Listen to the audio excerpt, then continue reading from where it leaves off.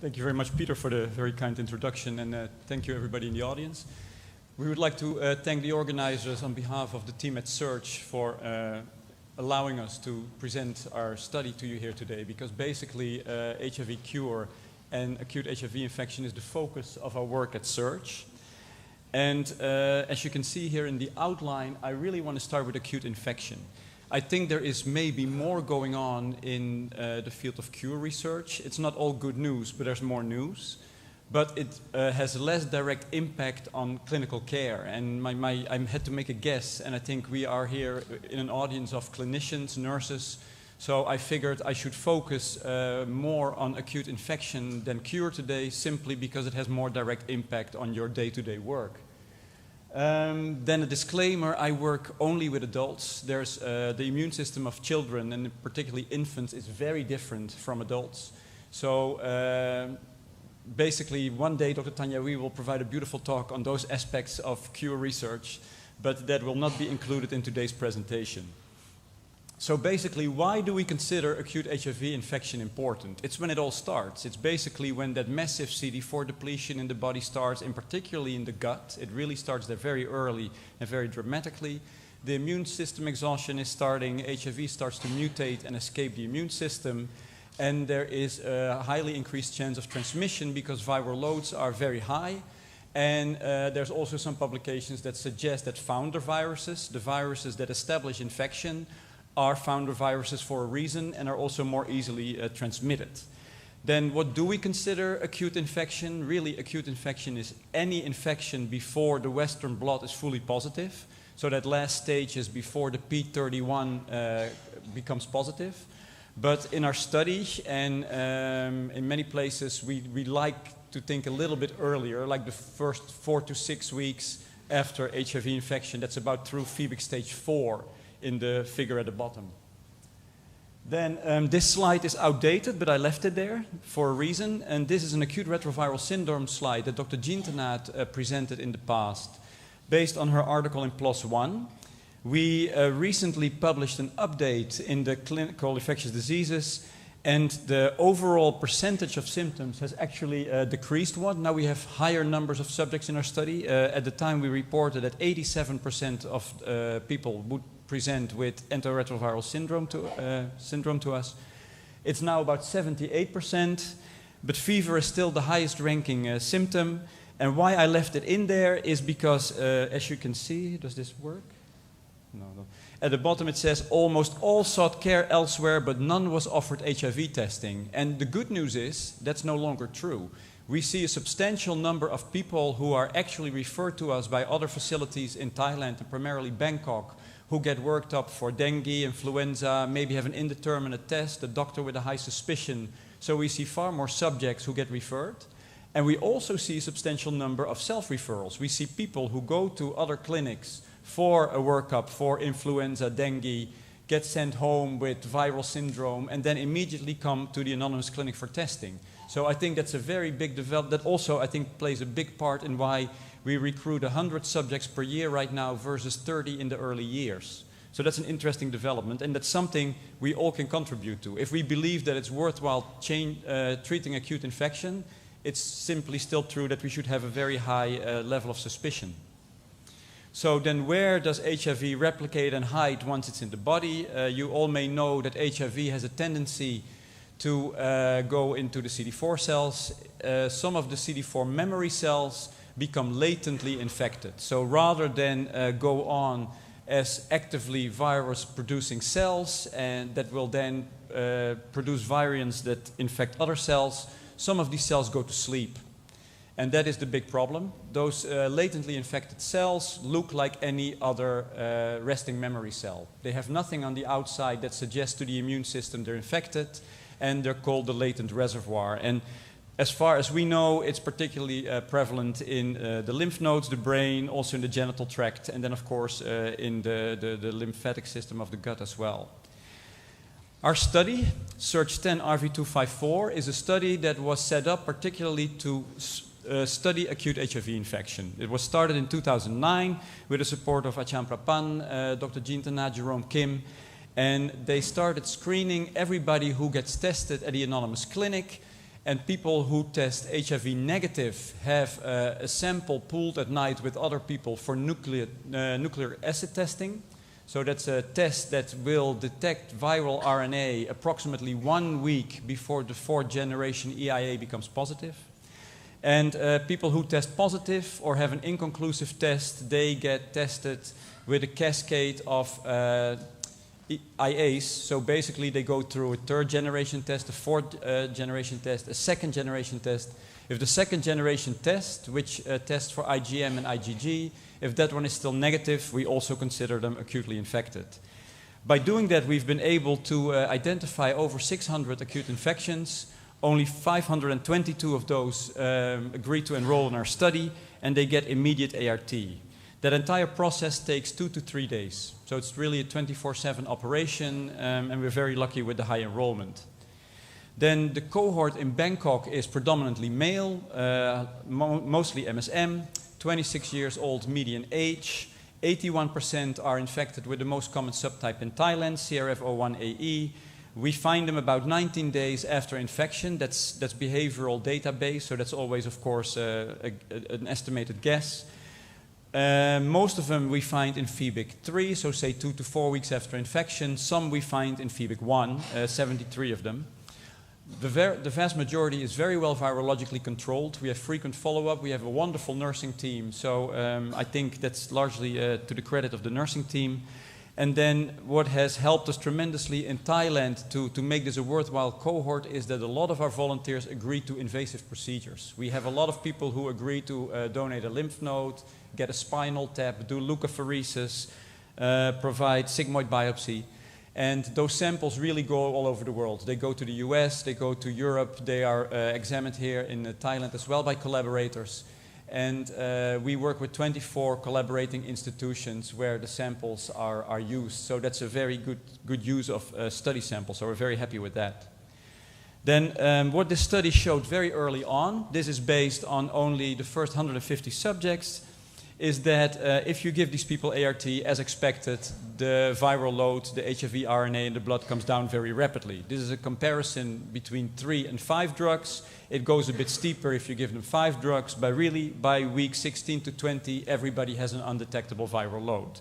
No surprises there, we knew that. But what we now know because of Nicolas Chaumont in Montreal, who looks at that latent reservoir for us, and he does that by looking at the total HIV DNA, so not RNA, in PBMCs after these people have been treated with ART.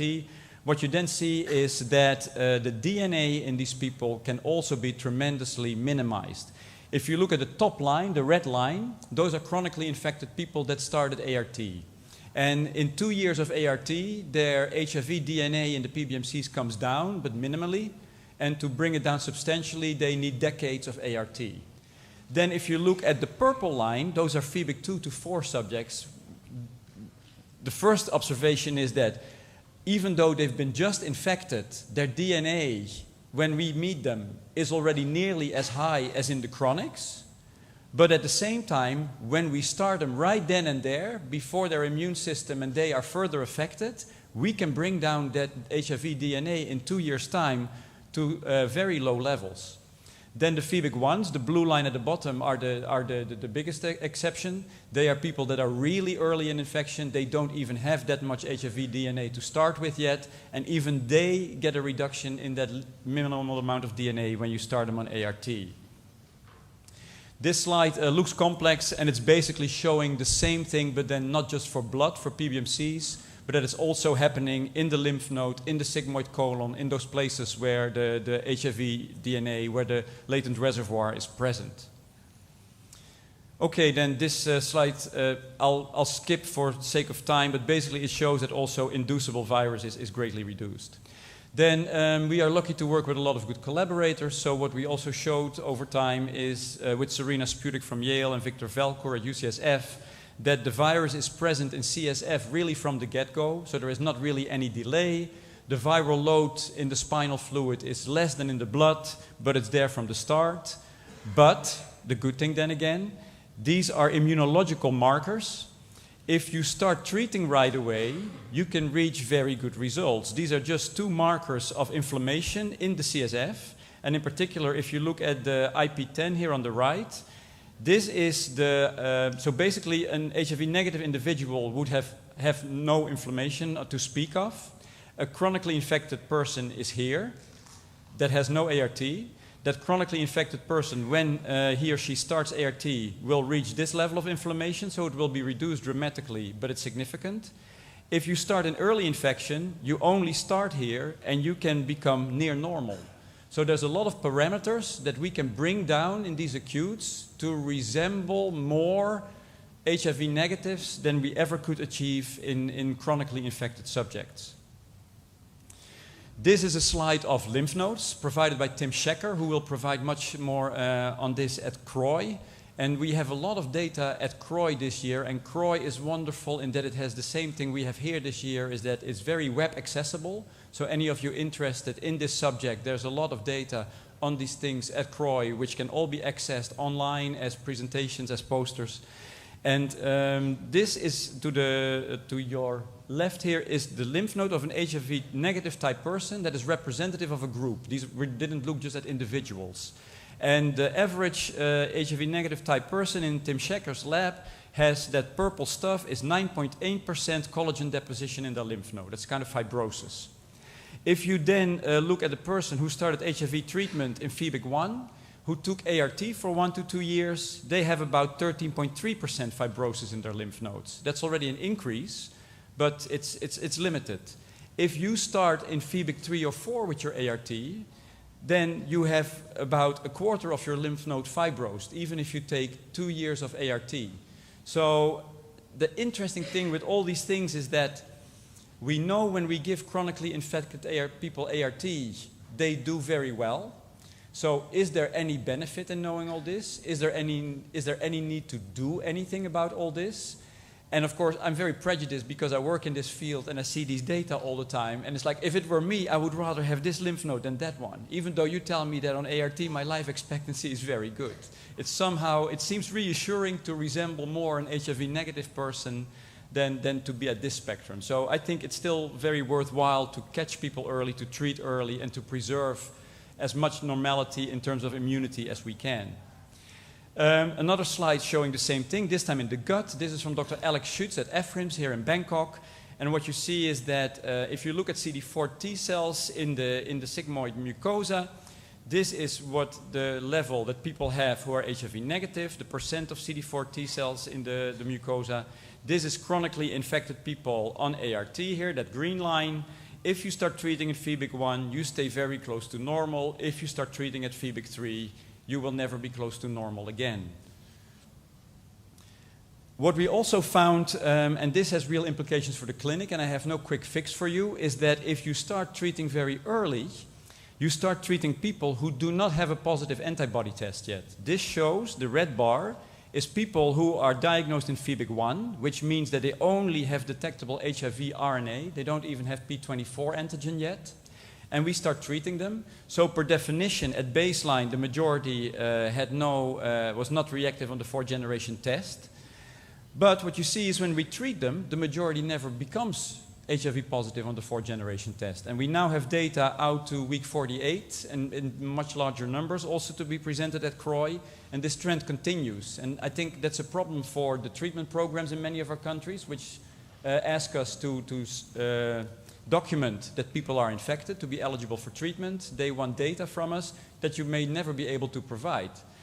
Would we deny these people treatment? The Thai treatment guidelines say that if people are infected, regardless of viral load and CD4 count, they may be treated. And I would want to be treated if I was here.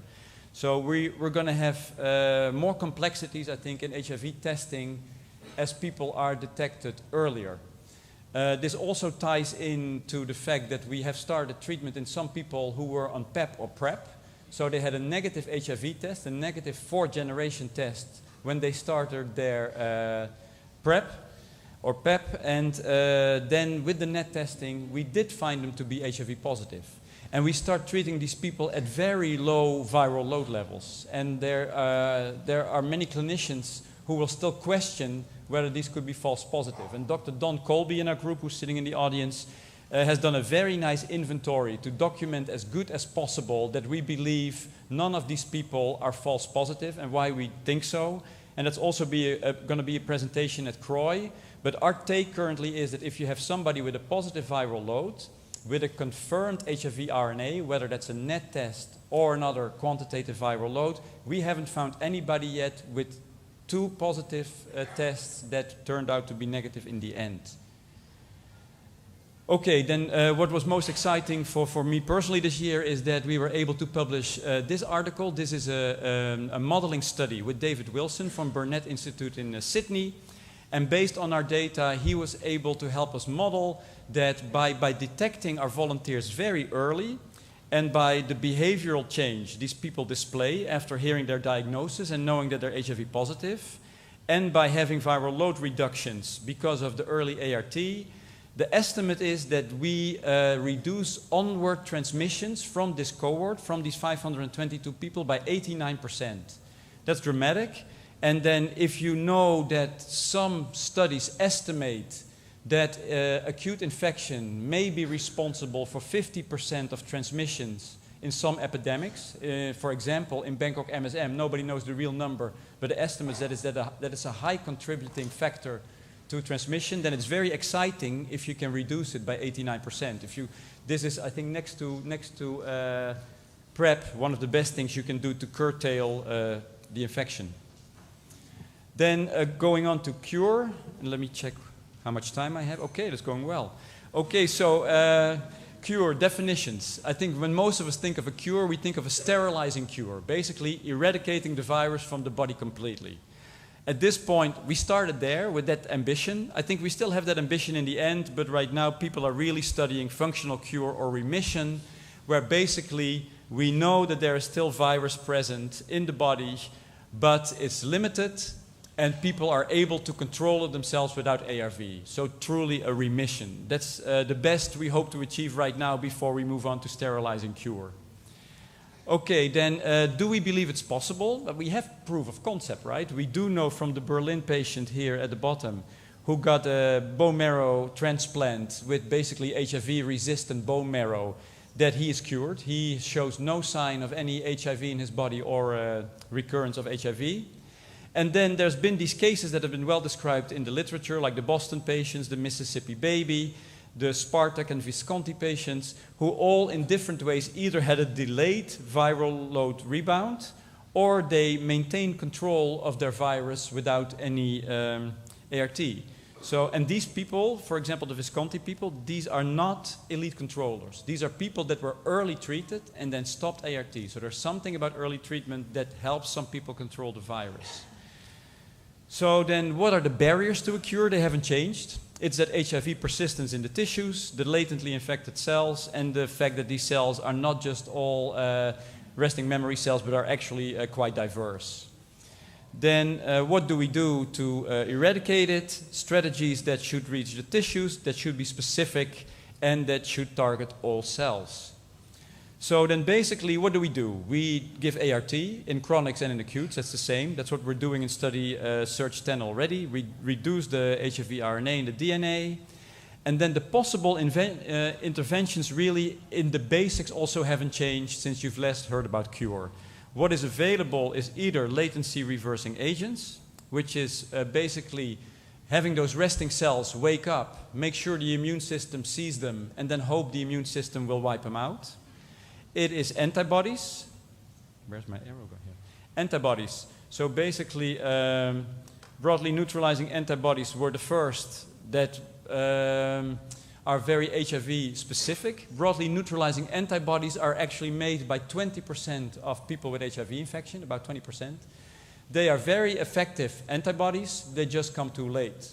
They come after 2 to 5 years of infection, when the virus is so highly diverse in that individual that even those wonderful antibodies are not enough. If you could use those antibodies in somebody who doesn't have that diversity, like our patients who are very early treated, could they do something? So that's still ongoing. Then there's therapeutic vaccines, helping the immune system combat the virus and wipe out the latently infected cells. And then gene editing therapy, which hasn't been done in our part of the world yet, and which I'm not going to touch upon further today because I think it's the hardest one to scale up if it would come to fruition. So shock and kill, we've done really studies with all three concepts. The big thing to mention is that every study we did tested a single concept, as it should be. We don't know anything yet, so we started from scratch, and we've tested the latency reversal. We've tested an antibody. We are testing a vaccine. So with the shock and kill therapy, we did a study with a latency reversing agent called vorinostat. I won't go into the details of the study here, but all the studies we did into cure thus far are in small groups of patients, because the issue is that to prove whether you delay viral rebound, you're going to have to stop ART. And since stopping ART comes with risks, you don't want to expose more people than necessary. So all the studies we've done are in small groups of people.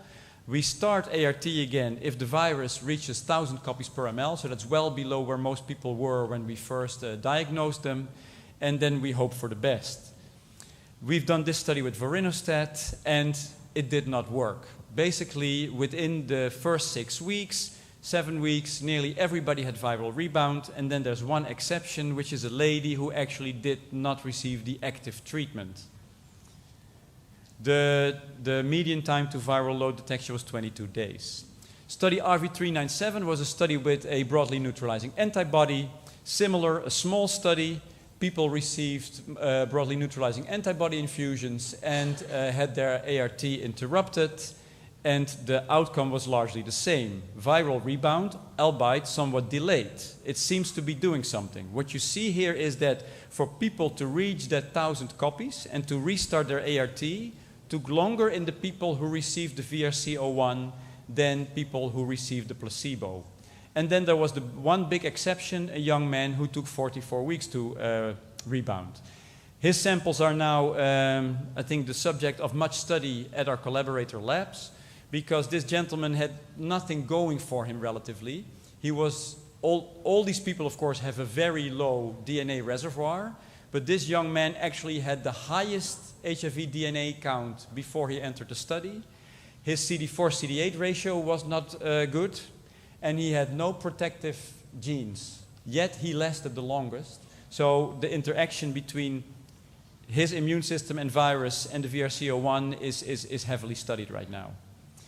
Then we're doing a study with therapeutic vaccines right now. It's a combination of two vaccines, and people are stopping treatment as we sit here today. The interruption is ongoing, but I don't have data on that yet.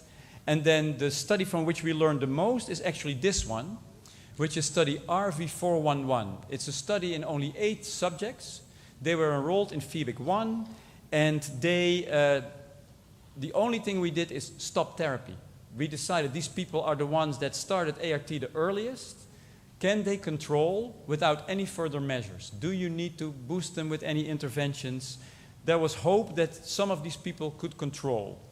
The target was to have one of these 8 people control the virus for at least 12 weeks, and then we would enroll more subjects, and we did not enroll more subjects. They all rebounded as well. The median time to rebound was 26 days. So that is all in and of itself not particularly positive, but there are interesting findings, and it's clearly not the end of the road, because even though the numbers are very small, what we are able to show already is that the PHEBIC1s did last the longest. So there is something to be said for starting early and having that reservoir, having your immunity intact and having a very small reservoir. They rebounded the slowest compared to the PHEBIC3 and 4, and they rebounded decidedly slower than the chronically infected subjects that have been stopped in historical trials. Then also the viral load, once it returns at a slower pace in the PHEBIC1s and the people that started treatment very early. This is a complex slide, but what is just interesting about it is what has been a question of much debate is if you start treatment too early, do you prevent people from developing some sort of immune response that could be protective? And while the definitive answer is not out, what has been very interesting is that This is these people, when we first enrolled them in Study Search 10, before they started ART, and there was no significant HIV CD8 response detectable. However, once these people have been on ART, we take them off, and then they have viral rebound. They have a very rapidly expanding HIV-specific CD8 T-cell response. So even though they were treated very, very early, there was already clearly something going on before we started at ART or at that time. And they're also able to recall, to tap into that very rapidly when you stop the ART and the virus recurs. The thing that is good for this research to go forward is that while we've only stopped therapy in 40 subjects, in those 40 people it's been safe. Here you see the phoebic ones in study RV411. This is their HIV DNA before they started ART, very early on. Then they were on ART. When we did the study, we stopped the ART, their virus comes back up, and we never let it go too far, so we start the ART again. And what you see is that the HIV DNA, that reservoir, comes down again, and it comes down back to the level they were before. So we don't seem to be creating a bigger reservoir. What we also did not do, and this is a phylogenetic slide, but it's just as an illustration, we did not see any new genotypic resistance mutations in any of the people in whom we stopped ART. This is 40 people, so I cannot promise you it will never happen, but it seems that if you do it carefully enough and you restart ART soon enough, that chance should at least be small. Dr. Sotsai then at MHRP in the US, she looked at the sequences of these people, and what she saw is that there are similar sequences between the acute infection and after rebound, suggesting lack of viral replication during the therapy and possibly clonal expansion of latently infected cells. Basically, these are the same viruses. So we have not created resistance as yet by stopping the ART. Then also nobody had serious adverse events related to the interruption, only to the intervention we provided, to the vorinostat. And also everybody goes back to undetectable viral load very rapidly when we start ART again. So then what's next? What's the way forward if these single interventions don't look good? We know that HIV remission is uncommon in early treated people, but it's not completely unheard of. So basically, this is maybe the way to go. The slide here on your left is a monkey slide. This is a human slide. And these are groups that are doing studies not with a single intervention like we did, but with a combination of interventions. So here on the left you see the monkeys got At26-MVA vaccine, so therapeutic vaccine, with a toll-like receptor agonist, which is comparable in some ways to a latency reversing agent. And what you then see is that the monkeys, the red line, are the monkeys who received both. They do get viral rebound, but then start to exert a significant level of viral control and get very low viral load levels. This was less impressive, but not absent in a human study. This is a study from Barcelona that was presented at CROI this year, where people also received a combination of therapeutic vaccines, chimp adeno with MVA, and romidepsin, a latency reversing agent. And 5 out of 13 people who received the combination at 24 weeks after stopping ART had some control of their viremia. So this looks much better than what I showed you earlier, what we did here in Thailand. And that basically ties into the belief of many of the scientists in this field that just like you need combination antiretroviral therapy, you need combination therapy to ever achieve viral remission. So you need both maybe those antibodies and the therapeutic vaccine, or you need the latency reversal and the antibody and the vaccine altogether. But this is happening right now. This is one of the first human trials employing a combination, but they're clearly in the making. Now we know that these interventions are relatively safe and the combinations are happening. Then basically this, I can skip this. This is something people may have heard about. This is vedolizumab. These are monkey data as well. The first human study with vedolizumab is taking place at the NIH. None of us know what it's showing, so but that's going to be very exciting to find out more about. These were monkeys that were treating with an antibody that is given to people with colitis. And after they received that together with ART. They started their ART about 5 weeks after infection. And the blue line here at the bottom are the monkeys who received the vedolizumab. The red ones are the monkeys who received control IgG. The control IgG monkeys on ART, when you stop the ART, this is the ART period, the virus came right back. The monkeys who received the vedolizumab, the virus also came back, but then it made a U-turn, and all the monkeys received viral control.